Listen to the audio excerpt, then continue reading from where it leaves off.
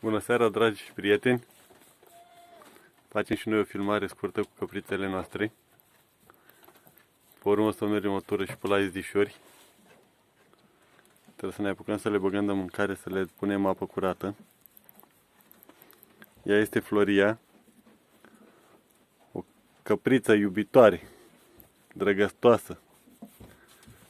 Îi place să fie alintată, să fie scărpinată.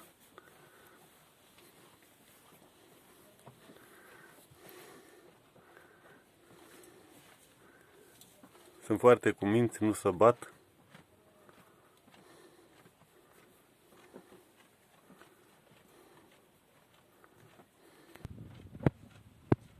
Haideți că mergem și o tură pe la iezi, să vedem și iezișorii.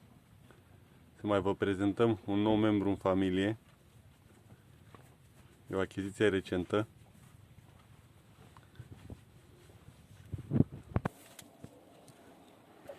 E, fată, e. Ce ai făcut? Pătata lui tata. Pătata lui tata. Da, uitați, țăpișorul anglo-nubian. El este un nou membru în familie. Bruno. Așa se numește țăpișorul. Aici este albinuța. Sunt foarte blânde toate.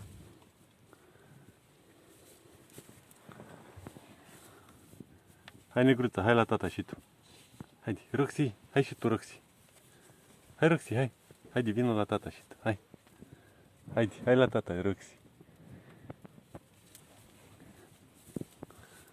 Așa se adună toate, de câte ori venim la ele. Să le mângâiem, să ne jucăm cu ele. Hai, Bruno, hai, tata, haide. Hai, băiatul, tati, hai și tu, hai. Hai, Bruno. Hai la tata. Hai, mă, Bruno, hai. Stai cu minte, negruța.